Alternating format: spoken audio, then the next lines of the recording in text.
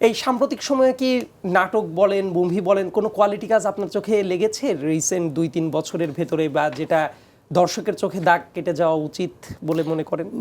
আসলে আমি দেখার সুযোগ পাইনি, কিন্তু তারপর আমার কাছে মনে হয় যদি খুব ভালো হতো এমনই মানে সুসমালোচনা পেতাম যাতে করে আমি দেখতে বাধ্য হতাম। আমার মনে হয় না এখন কোনো কোয়ালিটিক্যালস হচ্ছে, এটা খুব কনসার্নিংও।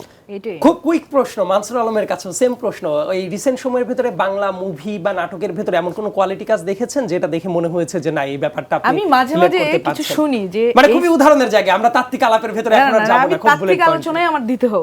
আমি না তো সেটাও খুব বুলেট পয়েন্টের ভেতরে, যে কোনো যদি উদাহরণ আছে কিনা? কিছু কাজের কথা শুনি যে অমুক কাজটা ভালো হয়েছে, এটা এরকম। মাঝখানে আমি মহানগর শুনলাম, তো আমার মনে হয়েছে যে মহানগর ইজ গুড।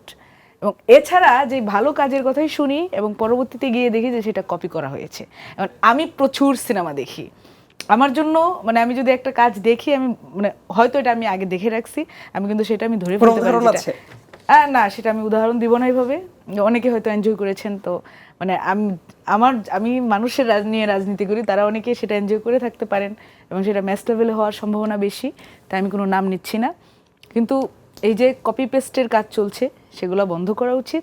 আমাদের অরিজিনাল যে কাজ, বাংলাদেশে তো অনেক রনি ভাইরা তারাও লেখেন, অনেক মানুষই লেখালেখি করেন, তাদের কাজগুলো যদি মনে করেন যে সেভাবে তুলে ধরার ব্যবস্থা করতো সিনেমেটিক উপায়ে, তাহলে কিন্তু মনে হচ্ছে অরিজিনাল কাজ আমরা পেতাম, আমাদের কপি করতে হতো না অন্য জায়গায়। ওকে, রেজাউল করিম রনি, আপনার জন্য সবচেয়ে কঠিন একটা কাজ, কোনো তাত্ত্বিক আলাপ করা যাবে না, সেই জায়গায় স্পেসিফিক উদাহরণের দিকে আমরা চলে যেতে পারি কিনা, যে রিসেন্ট সময়ে কোনো ভালো কাজ মুভি বা নাটকের প্রচুর দিকে ভালো দেখেছেন কাজ কিনা? হয়। কয়েকটা বিশেষ উদাহরণ করে দিতে পারেন তো? ওটিটি প্ল্যাটফর্মগুলোতে অনেক ভালো কাজ হয়। আমি নিজেও সিনেমাটোগ্রাফির স্টুডেন্ট, এবং আমি কিন্তু মোটেও তাত্ত্বিক লোক না, খুবই প্র্যাকটিক্যাল লোক। যেমন ধরেন আমার রিলস যেভাবে মানুষ দেখে, হ্যাঁ, এটা তাত্ত্বিক আলাপ হলে মানুষ দেখতেন। আপনারা এই যেটা আইসোলেটেড করেন যেভাবে, হ্যাঁ, এটা খুবই ঠিক না কিন্তু। হ্যাঁ, তাত্ত্বিক আলাপ দেখে মানুষ। আরেকটা হলো যে এই যে ধরেন মানে রাজনৈতিক এই যে কালচারাল যে ইয়াগুলো, অন্তত ভিজুয়াল ইন্ডাস্ট্রি আমাদের অনেক ব্রিলিয়ান্ট ডিরেক্টর আছে।